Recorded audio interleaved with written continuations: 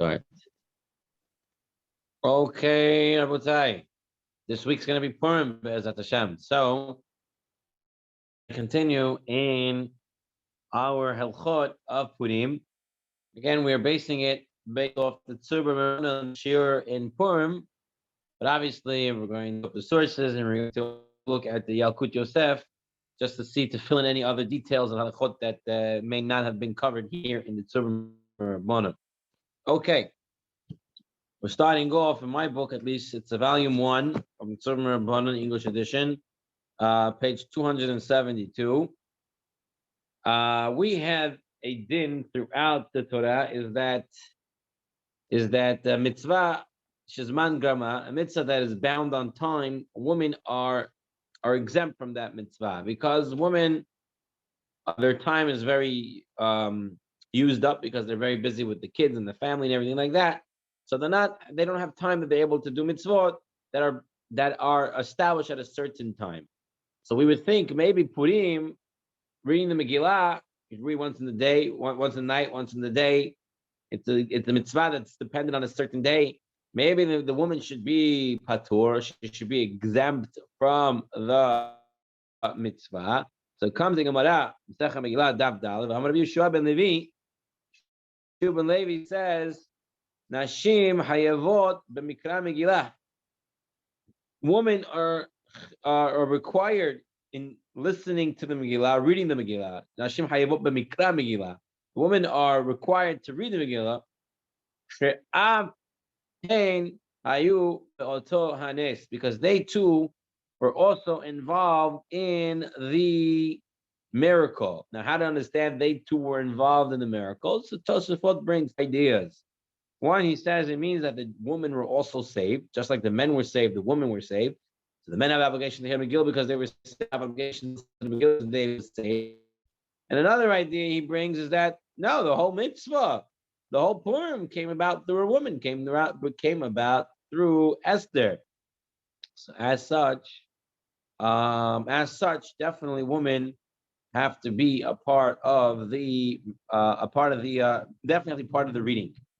So the question now is, we have a principle that if you're required to do a mitzvah and someone else is required to do the mitzvah, you can fulfill their obligation. Like one person reads the Megillah and everyone listens to Megillah, right? Talking, it's listening is like saying it, and one person could be fulfilling the other person's obligation. So you say, I'm going to listen to you, right? The Baal Korah says, the person reading the Megillah is going to say, everyone listen to me, I'm going to be yotzei you through my reading, and you accept upon yourself to listen to me and be accepted through my reading. So the question now is, if women are also chaya b'kriyah, if women are also required in the reading of the Megillah, perhaps they can also read the Megillah for men. You can have a woman reading it for men if they both have the same obligation, because if you have the same obligation, you can patur someone else who has the same obligation. So the Torah says over here, Hakol chayavim b'kriyat Megillah. Everybody is chayav in the reading of Megillah. Menashim nami chayavot b'kriyata. Women also have to read the Megillah. Upirish Rashi, and so Rashi there in the Gemara explains, Shemotziot la'anashim yidei chovatan. Therefore, woman, Rashi says, a woman who has the same requirement to hear the Megillah like a man can fulfill the obligation on behalf of men. She can read the Megillah for the men. That's what Rashi says. But the Baal Halachot Gadol, he says, Baal Halachot Gadolot writes, so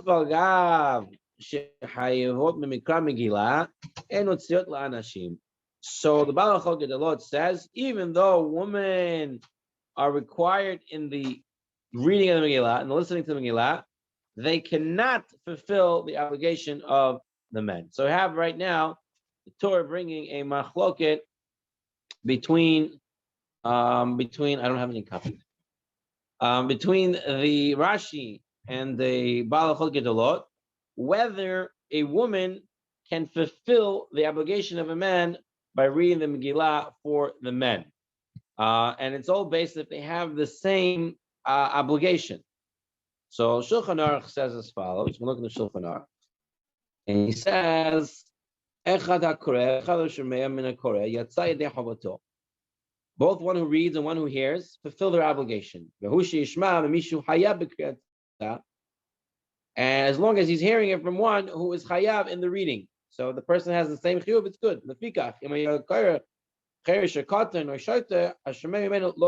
So if someone who's not obligated to listen or read, a katan, a cherish, a shaita, a deaf, a person who's not so smart, right, fits the category of shaita, he cannot read it for someone else. Then the Shulchan Aruch says, as vayesh oimrim, there are those who say, shahanoshim ein motziot et ha'anashim, that the woman cannot fulfill the obligation of the men. So the Shulchan Aruch, this is a classic Shulchan Aruch of you have istam vayesh. You have an opinion of the Shulchan Aruch that says that anyone who's obligated to hear it can fulfill it for someone else. And we know already that the Gemara says the women are obligated. Nashim hayavot mikra megillah. This is a din. So if they can hear it, if they need to hear it, they can fulfill someone else. Then he brings the second daya, v'yesh omer. And the way Chacham Ovadia in his Svarim, as well in the Yaakov Yosef, Yitzchak Yosef brings down, that we have a stam v'yesh, we go with the stam. Therefore, halachically, a woman would be allowed to read the Megillah to be yotzeh, the man's obligation. So far, this is what we're getting out for the Shulchan Aruch and how we follow the principle of stam v'yesh, a regular opinion with no yesh, and then the yesh opinion. Now, the Mishnah Brura is going to say a reason why for this v'yesh, this opinion that we don't let, and we're going to see the Ashkenazim, the Ramah was much more stricter in this. The Ramah said the woman can't read, and if the woman would read, she would have to change the bracha. We're going to see that in a minute. But let's see what the Mishnah Brura, why he says it may be different. So he says, it's not like near Chanukah. The Shani Megillah do k'moy kriyat Torah. It's like reading Torah. And she should be possible from reading because it's tzibur, not respectful for the congregation for women to come up and read. And therefore, even one woman to read for another woman would not be allowed because you don't want to make a plug. We're not loy plug means you're not going to make any differentiation in halacha. Halacha straight down the line, streamline the halacha. No woman can read. Megam the avshar the isha ein chayavet b'kriyah rak lishmoa. Maybe he says it's possible that a woman only has the obligation to hear the Megillah, but not to read the Megillah.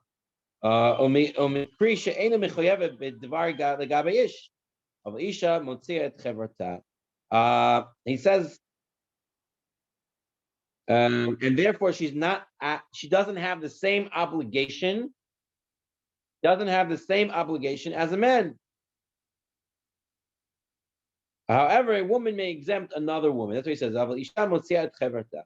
So, according to Mishnah Berurah, he's saying that a woman can never read for a man, even if it's one man, because of a din loy plug.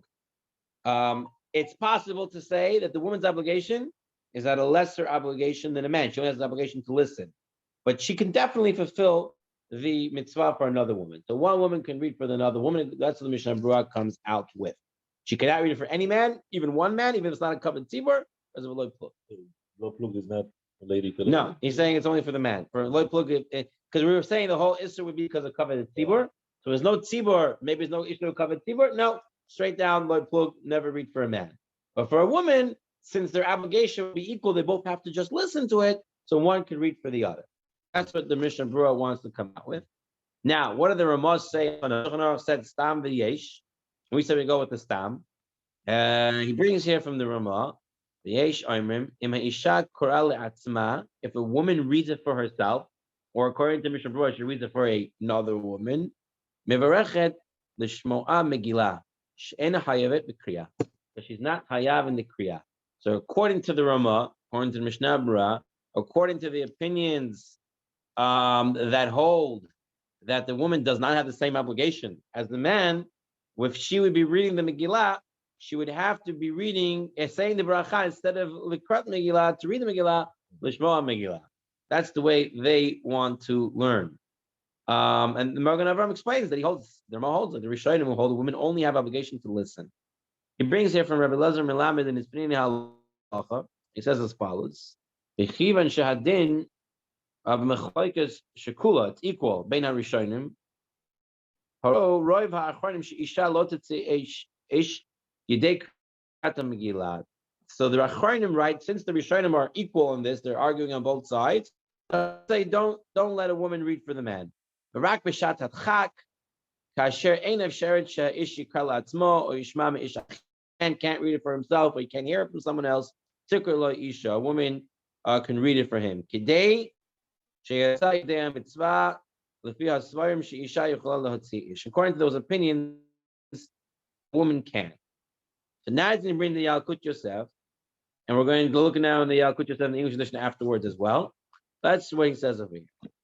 He says as follows: Yesh Omer, Shafa Pisha Nashim Chayevot B'Mikra Megillah Ein Motzeta Anashim Yidei Chobotam. V'Yesh Cholkim. There are those who say that a woman cannot fulfill the obligation of a man, and there are those who argue. And they say Shanashim Yocholot Lahotzi Et Anashim Yidei Chobah. V'Afa Pisha Ikar Kedea Achrona.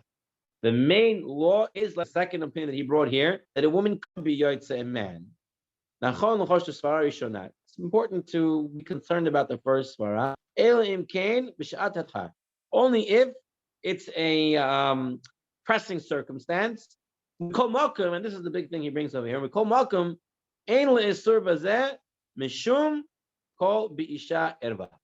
He says the woman who reads it, there's no issur there of a woman's voice being not modest, considered erva. There's no issue with that at all. That's what they brings down from the Yalkut Yosef. We're going to take a look now in the Yalkut Yosef. If I have the right place. She's playing around and she's saying, she's making all the cancellation. All the time. All the time. She's still not. No problem. No problem. No problem. Yeah.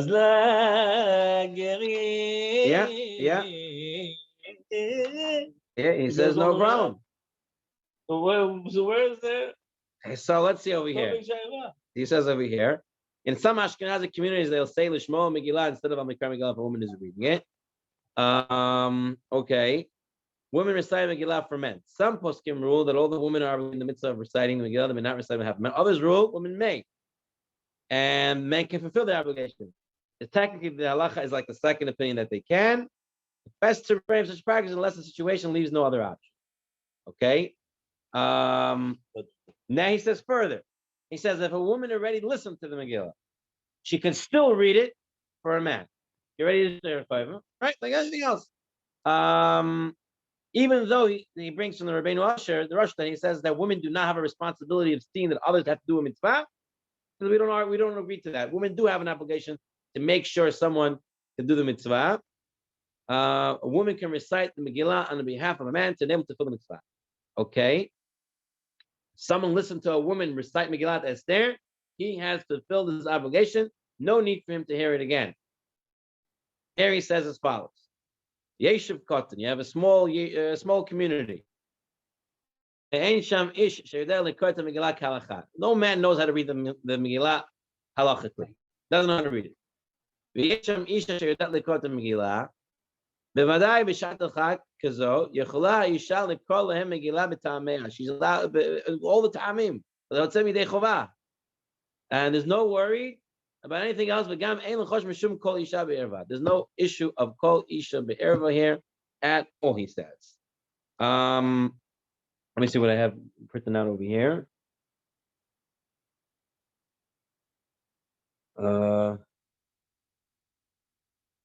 This I already went through. So in note 90, he comes here and he says that there are many people who say because of kavod tzibur, right? That's the reason why we don't really let. But he brings the Chacham Ovadia brought down Hazon Ovadia on page 60. I guess it's for Purim. He brought proofs that women are allowed to read. In Gemara Masechet Megillah, the Avchav Gimel says anyone can count toward the 7 who could be called to the Torah on Shabbat. And that includes the woman. So technically, a woman can go up. And in the times of the Talmud, there was no Baal Koreh. There was no person reading for someone else. But that's his proof. He says, doesn't say there she cannot read. She says, anyone can go up. Okay, we don't do it because covenant tzibur, but there was no issur of kol be'erva when it comes to reading it. Nowadays, how is it possible that Also, wouldn't be an issue of erva according to what he says. nowadays, technically, but Technically. the only way to do it nowadays is if the whole family is old boys, and they want to let Ima go up. And- No, today it doesn't happen. Today it doesn't happen. You have, I mean, it If doesn't you have a happen. family that's 10 boys, the father and 9 boys, Right. 9 boys, they want to take out Sefer Torah. Technically, they have a minyan. They can Right. take out Sefer Torah. The mother can be one of the olim. Why would you want a woman? Why would the mother want to be? Why would you want to The put the mother? Macham is the mother. I don't- People that I mean, technically, it's possible. That's what I'm saying. Technically, yes. Nowadays, it's still possible. It's technically, but no, it's not done. If it wasn't for that, if it wasn't for this scenario, it wouldn't be proper because it's tanua. But you're saying it's possible. But he says even in issue. even in a small community, he says there's no. He says that would be your shat chak in a small community, but there's no issur on the point of a kol be'erva when she's reading the Talmud. There's no. That's what he brings down here. I didn't see it here, but I saw somewhere else. They wanted to say that when they're reading Torah, nobody has hirurim ra'im. I don't know. No one has bad thoughts when the Torah is being read. Next level. It's already a different level. You know, there's a ruach of Torah, so it's a different story. So that's what he brings down over here, and that's the halacha l'maaseh to the Sfadim is that a woman technically can be yotzeh a man for me. Don't do it. Let's cover the tzibur, and to follow the opinion that it's not okay, but technically it is okay if need be in a shat had, and that's what we came out here. אצלכם עולים לתורה? נשים תימנים עולים לתורה? הרמב"ם אומר שכן. ואתם לא עושים מה שהרמב"ם אומר? Rambam omrim, but what do you do? מה עושים? No one does it. It's a technicality. The technicality. I tell you what. So I was reading in the Yalkut Yosef for the Avilut. I was reading about someone asked me about Kaddish, and I was reading about Kaddish and how and what, and there it said the man was nifter and he only had girls. Can the girls say Kaddish for the man or not? So he says, even if they're not married, if they had husbands, they should be saying it. He writes, but he writes in the Yalkut Yosef that although technically it may be permissible, and if it's in a small minyan, it's okay. He says that nowadays, it should not be done. And he says the reason is because you have these reformists do these type of things on purpose to push their agenda. So we have to be very careful not to even give them some credibility, and therefore we don't allow it. We won't allow it. So going with that idea, I'm surprised that they didn't bring this over here, this same idea, because I would assume this is the same idea, especially this is the same idea over here. You know, they actually have, it's still being recorded, but they actually have women reading Megillah for women, like a movement. You know, the women look for that. Like there's it's a feminist type of movement that they want, especially Megillah Esther. It's all about Esther. It's a woman miracle, right? And they do it. And none of these more in the modern Orthodox communities you would find such an idea. So it's interesting. That's interesting what you find out over here. All right. Okay, now we're going to come to the question: is it better for women to come to the shul and hear the Megillah, or should they stay home? Do they have a chiyuv to come to the shul? Rov Amad Melech, that it's more beautiful for more people to come to the shul and they should be part of them, or not?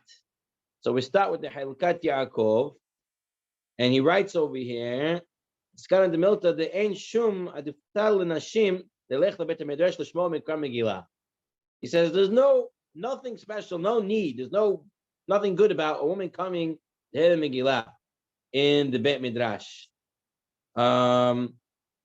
He says there are places of Tzat Memokomot Nehogin Shehen Holchot LeBeit HaKnesset Lezad Nashim L'Shmor Kriya Tzarich Eich Yotzein Sham Nashim the Efshel L'Shmor Sham Kedin, because you cannot hear it there properly. So the Chalkat Yaakov first says there's no specialty for women to come, and if they do come, he's not sure if they yotzeh to listen to Megillah because it's hard to listen to it in the Ezrat Nashim. I'm assuming there's a lot of children there, or whatever, and that being the issue. The Hayei Adam though says mitzvah min hamuchar lelech lebeit haknesset hu ve'ishto v'anav l'shmor Megillah berov am. So the Hayei Adam says no, the other way around. It is important for everyone to come together, the husband, the wife, the children. Everyone should come. Everybody should come there. Okay. Let me just see what I have on this.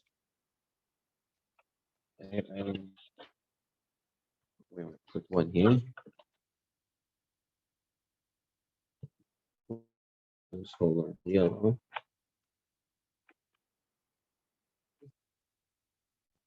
Diamond. No, this can't be.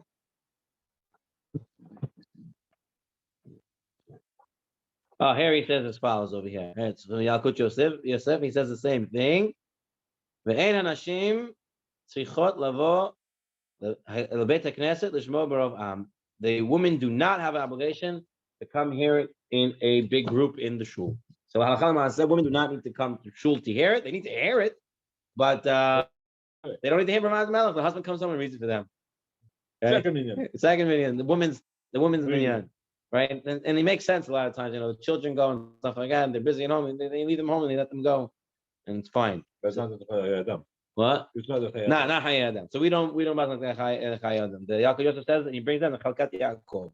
That's where he brings the halacha from also. Fine. He brings over here the Penini halacha from Elazar Melamed again. He says the woman may fulfill obligation of another woman, but some say that a woman cannot fulfill obligation of a group of women.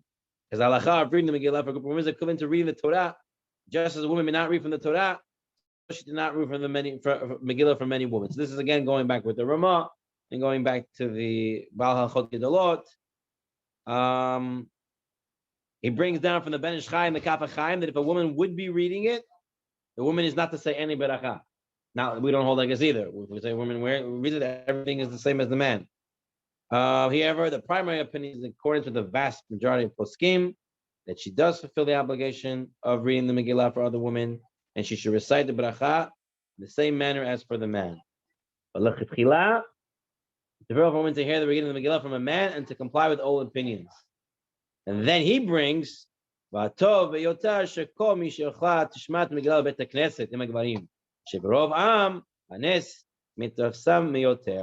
to be more psumei nisa if it's done in public. That's what he brings down. Okay, he says over here, minhag tov lehevi ketanim ketanot l'shmo mikra Megillah. Shulchan Aruch says it's a good minhag to bring the young children to the shul to hear the Megillah. He brings a Mishnah Brura. Now, because of our sins, everything turned upside down. They don't listen. They just make noise. They also cannot hear. They only come to make noise by Haman. And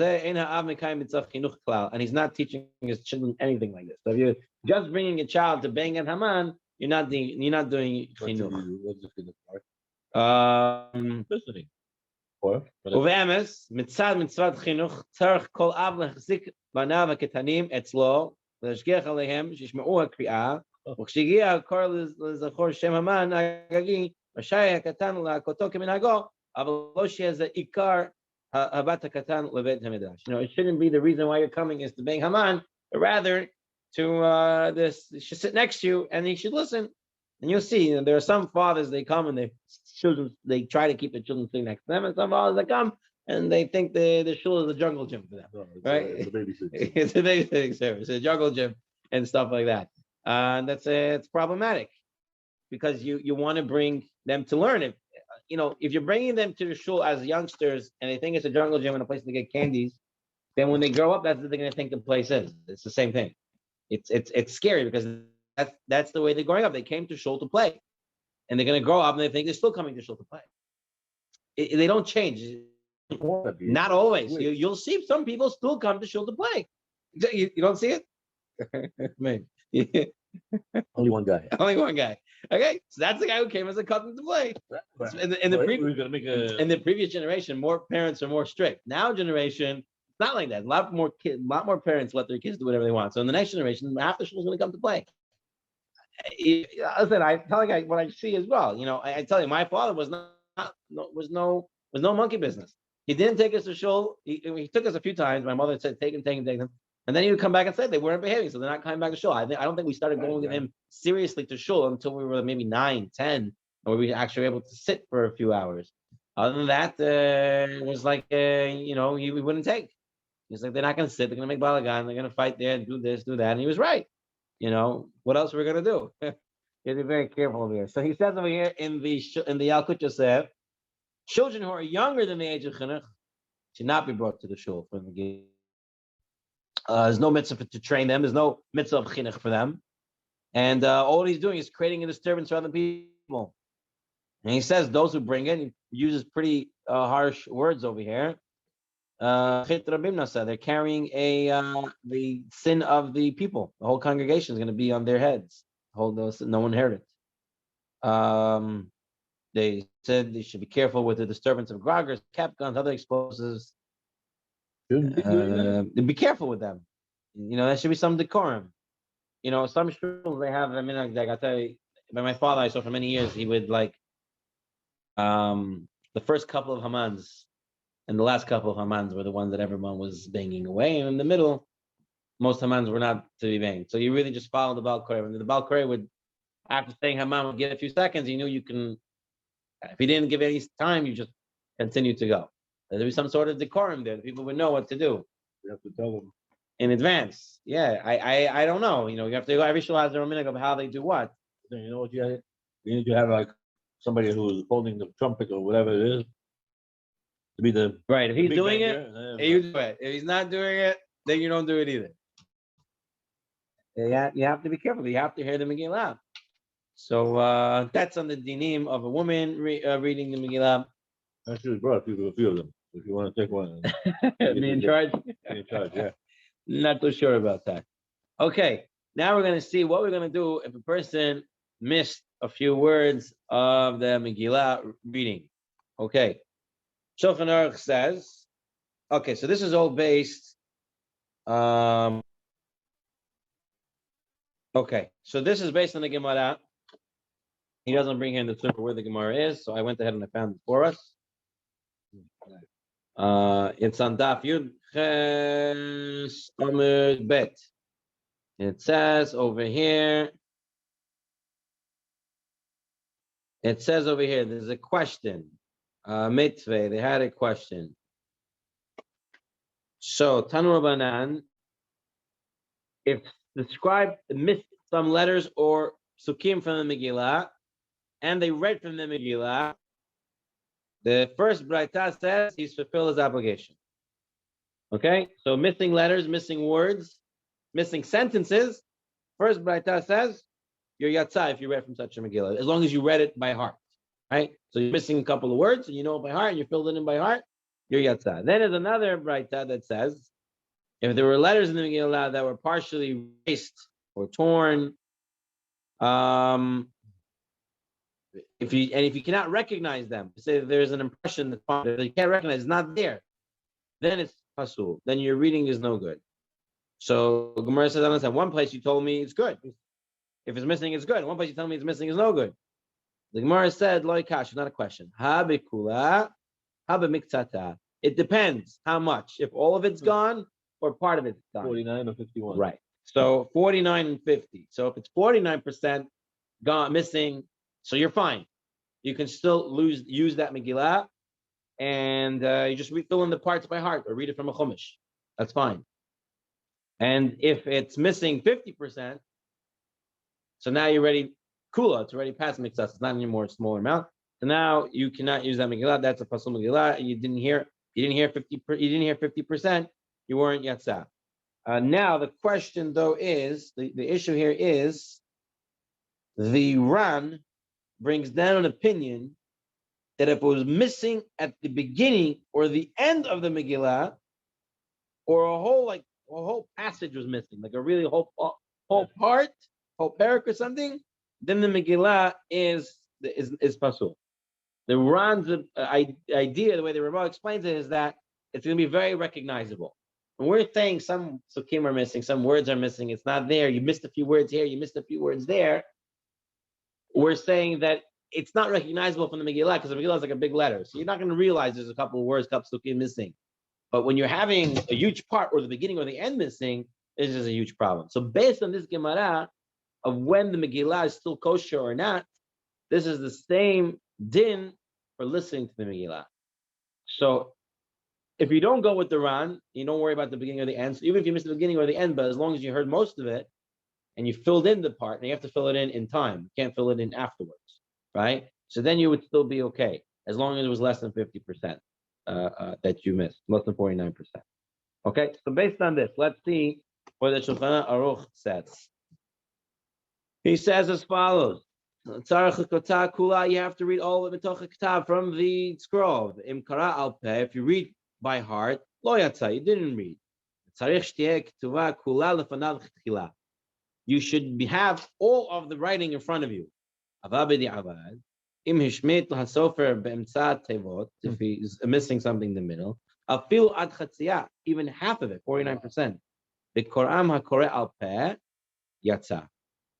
So the Shulchan Aruch says, as long as more than half of the Megillah is there, b'di'avad you're yatsa. As long as you read the rest by heart. And by heart also means by reading the Chumash. It's the same thing. Reading from the Chumash, reading by heart. Here in Ramah, he says, and this is based on the Ran, even if a beginning or the end is a little bit missing, you start a Megillah and it does not say V'hi b'mei Achashverosh, you're like, this is not a Megillah, right? It's supposed to be V'hi b'mei Achashverosh. It doesn't say V'hi b'mei Achashverosh. So that's a problem already. And he says, Lo yatsa. He says, dafka de lo shmit inyan shalem. So he's saying, like the Ran, as long as you're not missing a whole topic, like a whole part of the story is missing, a whole parak, whatever it is. He says, otherwise it's okay. But those are the ideas that he brings down. So now, we're comparing this to the reading of the Megillah. Because if you missed part of it, Sheilat b'kriyat Megillah. Do you have to listen to every single word? This is a question that was given to the Rashba. That is true of the Rashba. Do you have to listen to every single word in the Megillah? So he says,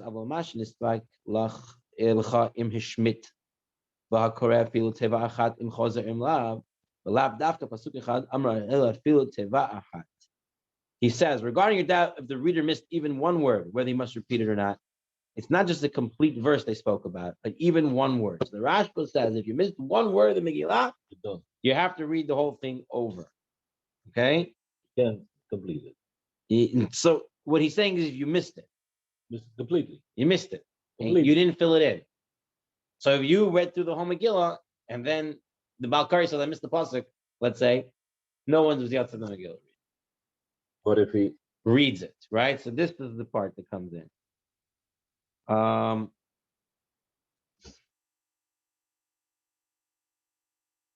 He brings over here from the Piskei Raz and the Shiltei Giborim, based on the Rif, that only if he omitted a word or a letter that changes the meaning of the entire story. If he missed a word that would have changed the meaning of the story of the Megillah, then he has to read it over. Otherwise, not. We don't pass it that way.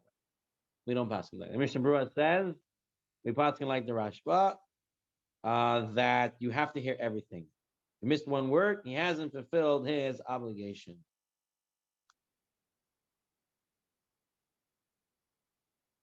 Here he brings down from the Shulchan Aruch that if one read the word improperly, but it doesn't change the word, doesn't change the meaning of the word itself, then it's okay. It's like Sefer Torah also. If they read the word, as long as you didn't change the meaning of the word, technically it's still okay.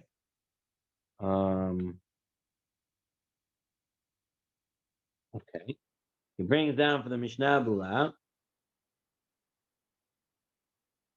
Afilu chisei rak teva achat da'at kama poskim delo yatsa. even missed one word, according to many poskim, you did not fulfill your obligation. Everyone should have a chumash in front of him.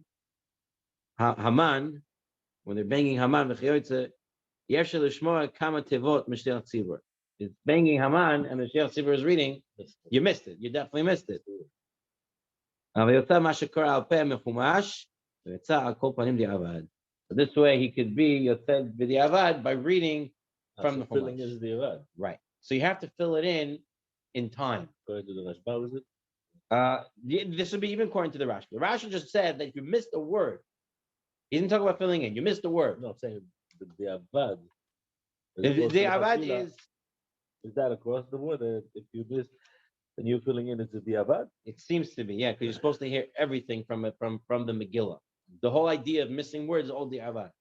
If you read it by heart, words that we're missing, we're using the same principle. Words we're missing, you're allowed to read it by heart, even though they're not there. It's the same thing. If you miss the words, you're able to read it by heart and put it in. And that's all b'di avad. So now we're just going to look in the Yalkut Yosef, what he says about this whole issue. I color-coded it right. He says over here, you have to be very careful when listening to the Megillah. Make sure not maybe to miss one word, because many poskim rule that if someone missed even one word, he did not fulfill his obligation. Therefore, it's the Baal Koreh's responsibility to enunciate each word loudly and clearly, so everyone can fulfill their obligation through his Megillah reading.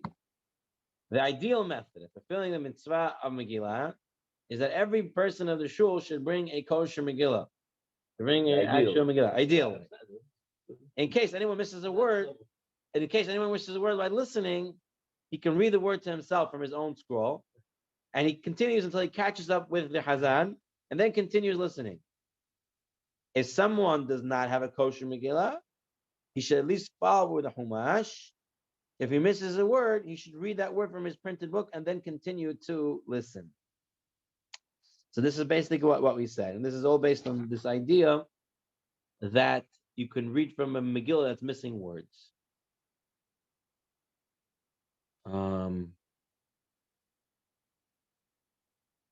Okay. Fine. So we figure out what to do there. So basically what happens is, let's say, let's just give a case. We're listening to the Megillah.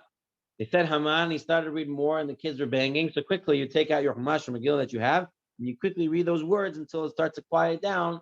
And now you can catch up with the Hazan again. And now I don't think 50% of the Megillah would happen that way. So it definitely would be less than 49, and you'd be at your Megillah reading. Okay. Now to move on to some more happier, not happier, but some more exciting halachot. The mitzvah of Seudat Purim. Amar Rava, Megillah, Dav Zayin Amar Bet. Seudat Purim, Shachala Belayla, Lo Yatsa Yedei Chavoto. You do not yatsa the mitzvah of eating at night. Not like we do. We're supposed to make a Seudat at night, but we are not yatsa the mitzvah of Seudat Purim at night, because the pasuk that they bring down based on the Megillah, it says in there that you're supposed to be done during the day. Yemei mishta v'simcha. It says the days of eating and drinking. So it's supposed to be during the day. Mitzvah laharabot b'sudat Purim usudat hat yotzim. With one meal. So that Purim sha'asa'ah b'layla lo yatzay de chavotah Shulchan Aruch says. He brings the Ramah. When we call Malcolm Gam b'layla yismach v'yirah katzat b'suudah. A person should make a suudah at night. You're not yatzay your mitzvah of suudah Purim, but you should make it at night. What does he say here at night? He says the same thing. A person should increase his suudah. And he brings over here, interesting also, that making suudah on Purim, you should use grains such as rice, because that's what Esther, Daniel, and the others who were in the exile would eat while they were in the palace. I know my Rebbe, Laser, used to have a minhag to dafka Purim night. He would make sure to give out like seeds and nuts and fruits and rice, like this, that, to zecher what they would eat in the while they were there in the galut in the palace over there. Danielle, yeah, they would all eat the stuff. Esther would eat the stuff, so that's what they would eat. So he doesn't say it. He says also. He says, he says here in the Hebrew, he says minhag tov lechol beleil Purim. He says here evening also, right? Okay, yeah. And then my Rebbe also had the same minhag to eat it at night. Okay. Ketzad Chovat Suda Zo, Rambam asks, what's the Chovat for the Suda? Sheyachal Basar, you should eat meat. It can Suda Na'a Kifi Efsher, Timtza Yado, V'shatei Yain. A person, Rav Yosef, coming in. Person should eat, the Rambam says, Halachot Purim. You ready to know Halachot Purim? So come teach it to me, because I don't know. You're not learning from the Tzurba. Can a woman read for you Kat Sorry, I didn't want to. So the Rambam says the person should eat a nice meal according to one's ability. The Aruch HaShulchan brings down that a person should eat bread. Magen Avram says bread is not important. And the Yalkut Yosef, he brings down over here, a person should eat bread during this Purim Seudah. Now those opinions say you don't need to eat bread. Amar Rava, inish levesume the Puria. Person should become intoxicated on Purim. So he doesn't know the difference between Ar Haman and Baruch Mordechai. And the Shulchan Aruch quotes the Gemara verbatim, does it exact word for word. And here the Ramah says, "V'yesh armim de ein sarach to get drunk kol kach el sheyishta yoter milimudo v'yishan." The person should drink more than he's used to and sleep. And when he sleeps, the Mela is going to be confused between Ar Haman and Baruch Mordechai because you can't think when you're sleeping. Right? One of does more, one of does less, as long as he's doing it for the sake of heaven. So let's take a look in the few halachot that the Yalkut Yosef brings down. First, he says here that I want to point out, we're going to learn just to know off the bat, all the mitzvot of Purim, men and women have the exact same halakha. So much more so, I don't know, Rav Yosef, then Rav Daniel Cohen, what did he say? Woman's obligation, Mashalach Manot and Matanot Levyonim. A married woman, they has to give money, Matanot Levyonim, or she goes through her husband. He said, you know halachot. I'm asking you now the halakha. So we're going to see that's not so simple. That actually many poskim say that the woman, her husband has to give it for her, meaning, but you have to pay twice. But you cannot say that usually she's part of my money, so she's my money. I'm just going to pay once. She has to give shalach manot. You can do it for her, you can do it, as long as two matanot are going out. Right. But two people twice. Two people twice. Right. More. Right. So all the woman has all the same obligation as the man on Purim. It's important because not everybody knows that. People think, Megillah they know. Mishal Manot they do. But I think a lot of people think that the woman doesn't have to give it. It's a common misconception people have. But let's see what he says here more about the meal. So men and women have the same idea. He says, though, what about women's din for drinking wine on Purim? Did she drink wine or not? So in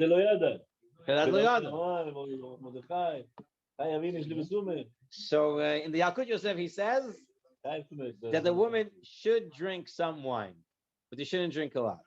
They should drink a little bit of wine because it's genai. It's not proper for them to drink a lot of wine.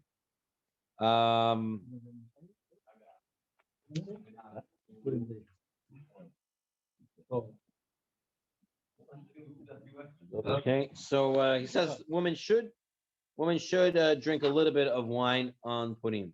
I think today nowadays a lot of the girls I see anyway drinking wine on Shabbat and they all drinking. They drink, but not intoxicated. Right. So if they're doing it, whatever they're doing on Shabbat, my wife will take a sip. My daughter will take a little bit more, but to be. I know. And in these generations, I see a lot of interesting things going on. So if they're drinking anyway on a weekly basis, and they go as long as they're not getting intoxicated, they should drink the same on Purim.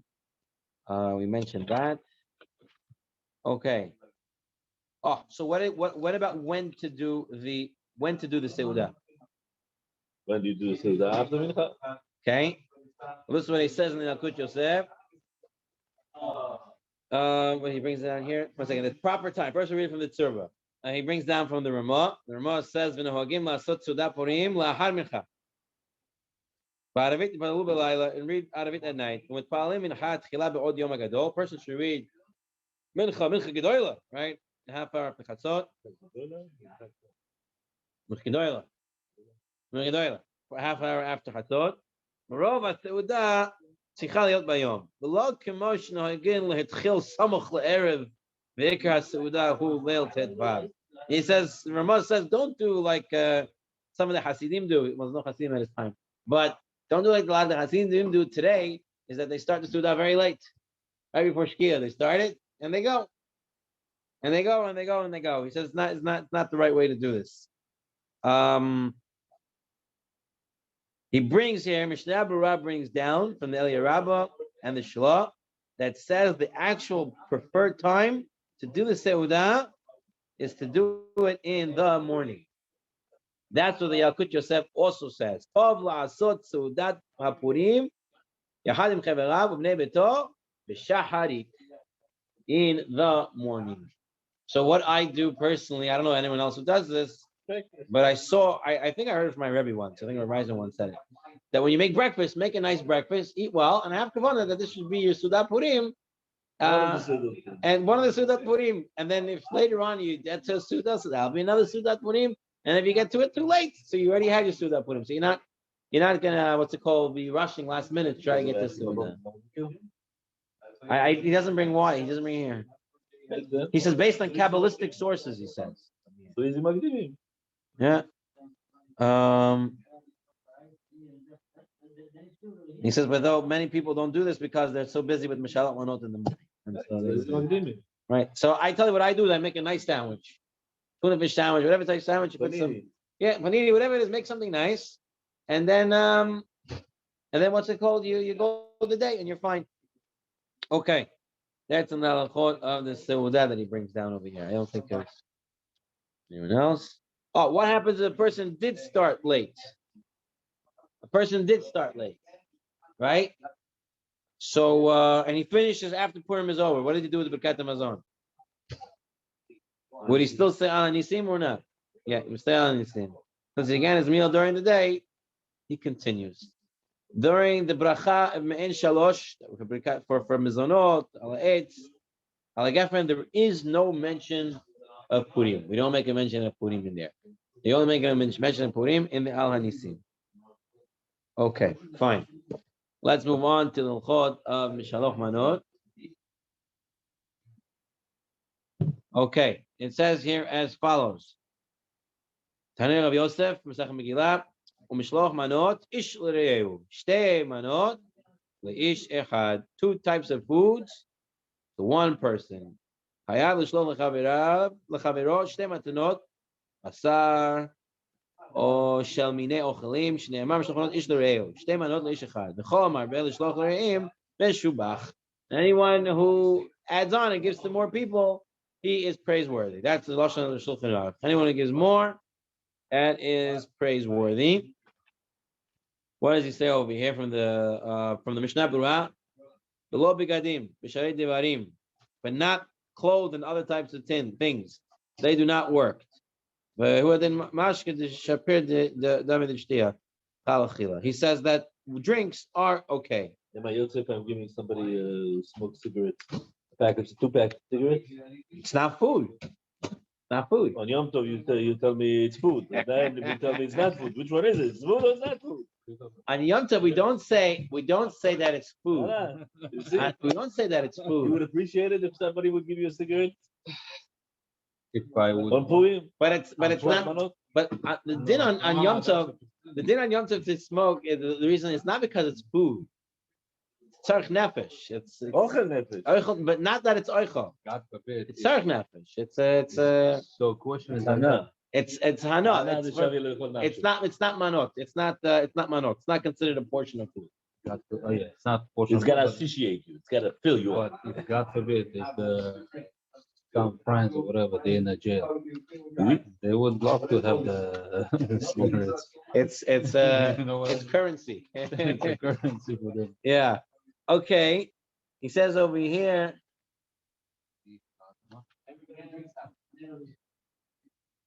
Truman Tadeshin says the person who sends clothes, sheets, and the like to their friends on Purim, do they fulfill their obligation of Shalach Manot? He says no, they do not, because Shalach Manot is to give us that people should have food to eat on Purim. So it has to be something that can be eaten on Purim. There has to be something that's ready to go. We see that in a minute. The Manot HaLevi brings down this Manot HaLevi is who's Manot HaLevi? It's Rav Shlomo Alkavetz, the author of the Lachadodi, and he writes the whole thing of Shalom Manot is because through it, you're going to have friendship and unity. People are going to get together, and instead of a huge festival, they decreed giving gifts to the poor. You just gotta pick it up. Yeah, we'll see that in a minute.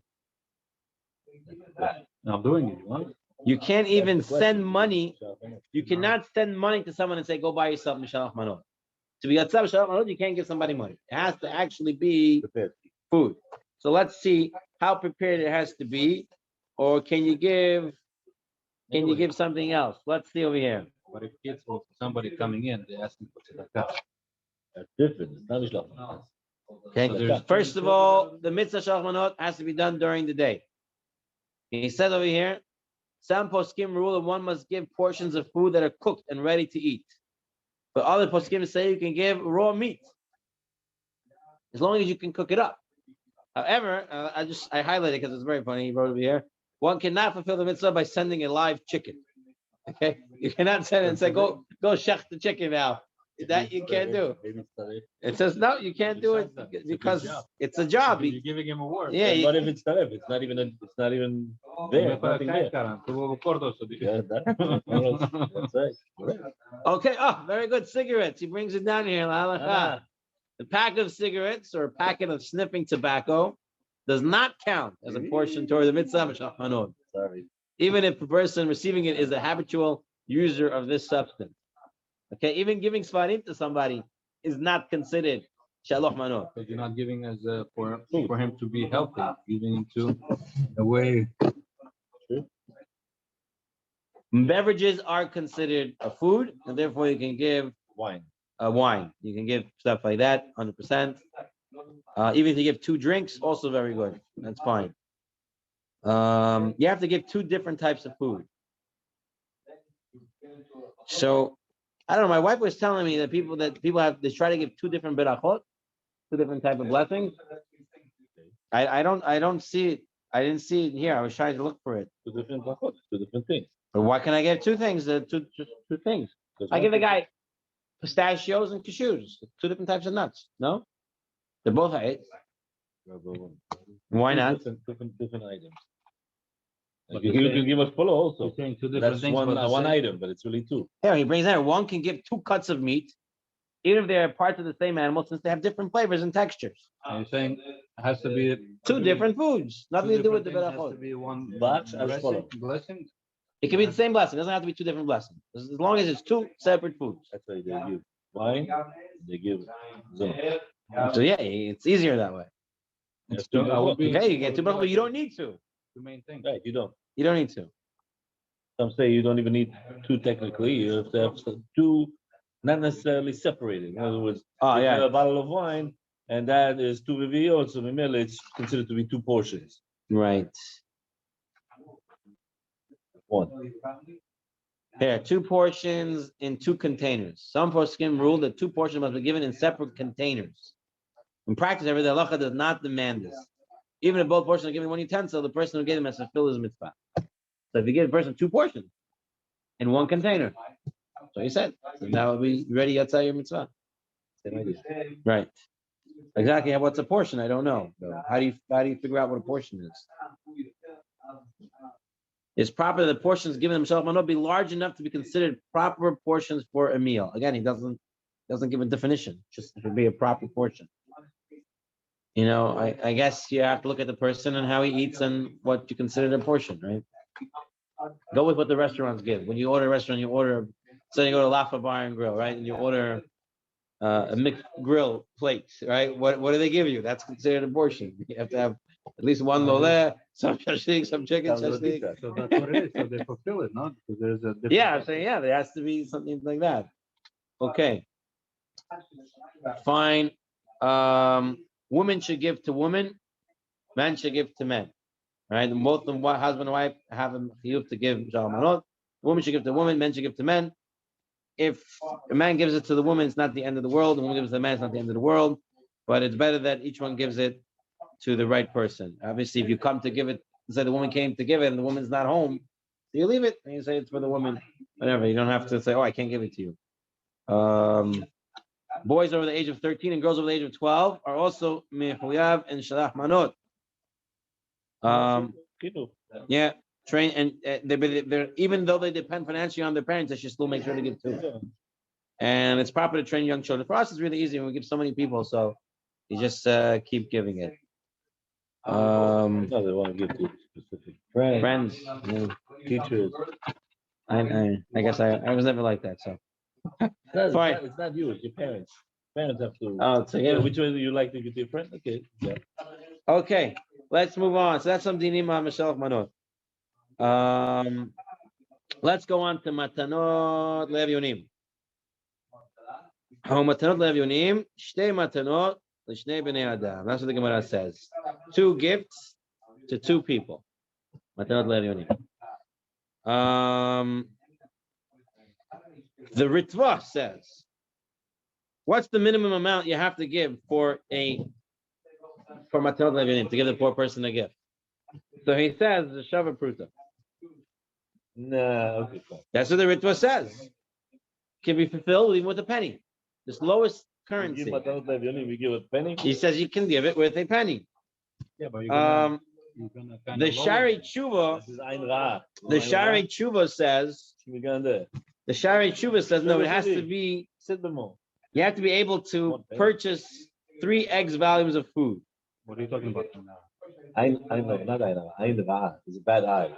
It's stingy. It's stingy. Stinginess. Sach. He's hard. He doesn't give. You know, he's so he says here from the Shari Tshuva that a person should give 3 eggs value. What's the halakha l'maaseh for us? Matanot le'emyonim. What does he say? Please. Matanot le'emyonim. I didn't put any more stickers. I ran out of stickers. You never know what happens in my book here. What did I do with Matanot le'emyonim? If I remember correctly, Matanot le'emyonim. He has to be done during the day, right? Like all the other mitzvot of Purim. And he says over here, you can only fulfill the mitzvah by giving money. You can't give the poor person food. You can give him food, but it's not going to be your mitzvah of Matanot le'emyonim. Hear what he says. Min adin dai b'netinat pruta achat l'chol evyon. All that you have to give to fulfill the mitzvah of Matanot le'emyonim, to the bare bone halakha, is to give 1 penny to everyone, to the 2 people. That's it. Question. And his man hazeh agura achat, this is the lowest money in Israel. Hashuva k'mo pruta is considered a pruta. That's the lowest currency. Then he says, the tov and achol and ahog ayin yafa. Person should have a good eye. But yom zeh the mitzvah ikarazo on this special mitzvah k'moshe katuv kama achronim sheshir matanot le'evyon he kishir suudah shel pad b'mishkal shalosh beitzim. And he'll be rewarded very well if he does this. Question. Let's say you want to give them a present matanot, right? To someone. They don't want to accept. Right. Right. That's one of the reasons why they say you give meshaloch manot, because some people want to take the money, so you give meshaloch manot. That's what he brings down the Yalkut Yosef also, that because some people wouldn't want to take money, you give the food. So what they do nowadays was very nice. A lot of organizations do this, or the shul does it. Like if you had some money when you went to live in him, you go to Reb Tzion and say, Tzion, I know you know some people. Here's the money. On Purim day, give it out. I don't know if you do it or not, but I just volunteered you to do it. No, But they do it. A lot of shuls do it. Is that a bad thing in a way that this person does not want to accept you? Not from me, I'm saying. No, it's not a bad thing. There's a thing of being no, it's a thing of being proud to take care of yourself. You know, What, for the matanot? not to matanot, but to not want to, not necessarily to matanot. You're right. But he doesn't feel comfortable. It's fine. It's pride. It's an issue of pride, and it's fine. But if you do it the smart way, you can do it. There's ways to do it smart. You know, there's someone that he's taking money from somewhere. Someone's helping you out. You gotta just go through the right path. Baruch Shem there's a lot of like organizations you get involved. Rabbi Eli Mansour is doing a huge collection. He says he's way behind. He's 60% behind. Like even though if the person does not know who it came from. Anonymous. Huh? Is it anonymous is okay? matanot le'avyonim, not mishloach manot. Yeah. You said it's okay, right? I remember what I saw here. Matan b'keter, this is the best. Yeah, you do tzedakah like that. Is the best. Right. He doesn't have to know. He doesn't have to know. I'm giving to someone who's taking care of a family in Israel. Yearly, doesn't matter. A whole year, right? Am I considered to be fulfilling the mitzvah? Right. So it brings down the best way. Right. That's what Chacham Ovadia said. In the Hazon Ovadia, that's what he writes there. He says it's those are argued. There are those who say you need to let them know because matana means they know what's coming from. That's mishloach. But he says that's what Chacham Ovadia says. There are those who argue. But Chacham Ovadia says in Hazon Ovadia that mitzvah of giving charity is always the best when the person doesn't know what's getting from it. The same applies matanot le'avyonim. You can give it through a charity organization. You can donate today, and they'll give it on Purim, and that's fine. Same thing with Shalach Manot. If you send it out, if you order it today, so it will show up on that day. Chavaja says that's fine as well, as long as it shows up on the right day. So that's Matanot Le'avyonim. We talked that it has to be given during the day. It has to be given for every adult person. Has to have the mitzvah.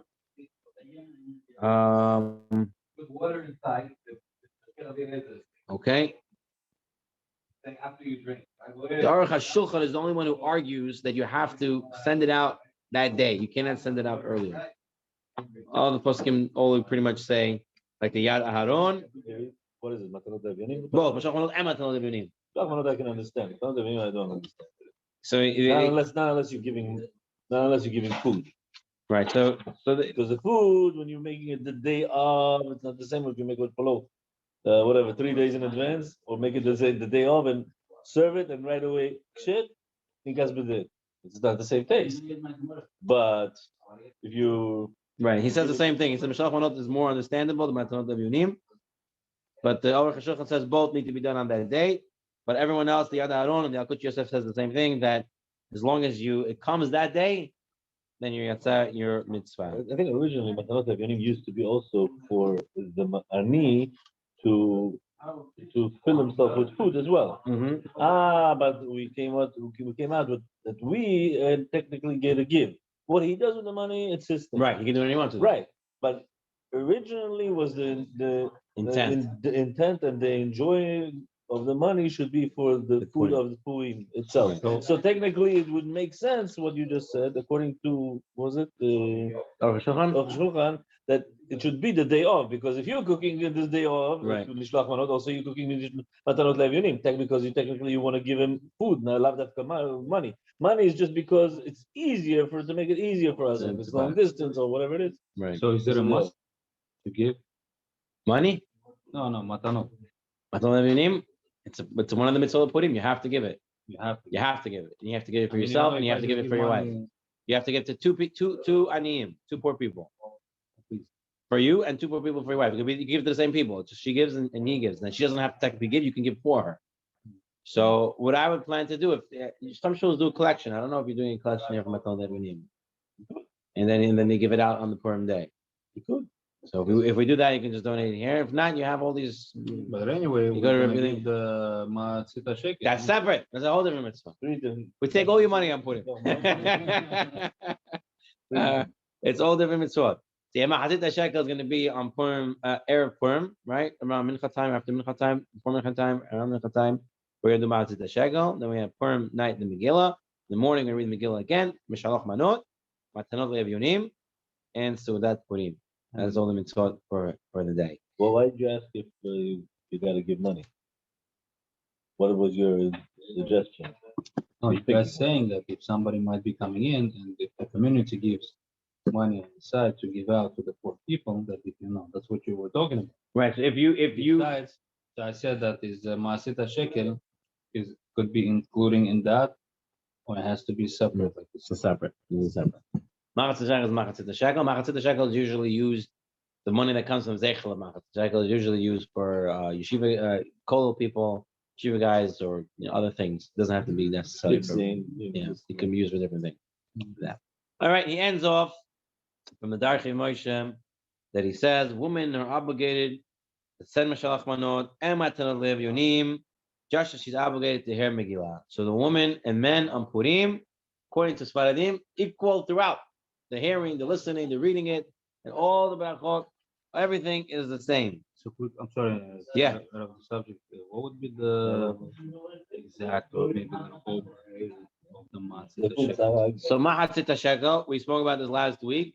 It's the value of 9 grams of silver, which when I checked last week, Daniel, you remember we checked last week, we came out to 750, I think it was. 750? Yeah, it was around 750. I saw Rabbi Yigal Chaimov put it out as $8 per person. It's okay, $8. Yeah, so it's $8 per person. So you have to give it. We said really for the whole family, but if it's too much for the whole family, each person in the family. So you, your wife, your kids all have to give. Now the Akutio said if it's too much for you to give for everybody $8, then you give for yourself $8. If you have a boy who's old, you give $8, and for the other people you can give whatever you can give, $1, $2, or whatever it is like that. That's what he said. If it comes out too much, if someone has 10 kids, you're talking about $8 per every kid and himself and his wife. You even give it for if the mother was pregnant, you would give it also for the baby. Like in Kaparot. Yeah, so you would also give them much. Wait a second, is that a baby boy or girl? Or maybe twins? Just to give him twice. So you have to You give 3 keep times. giving. One for the wife, one for the boy, one for And the I girl. also heard that on But not Nachas shekel, because Nachas shekel, you're just giving for the boy or girl the same. Kaparis, you would do it because you need a No, boy but or if you have girl. twins. So when you do the kapara, it's also what an interesting thing I heard. Has to be either white or red the chicken. If it's a girl, white. If the boy, it's a red chicken. Rabbi was Yeah. Very important. He says here one more point. We said already that a woman should not give a man shalach manot. A man should not give a woman shalach manot. He says. Yeah, He says. uncle.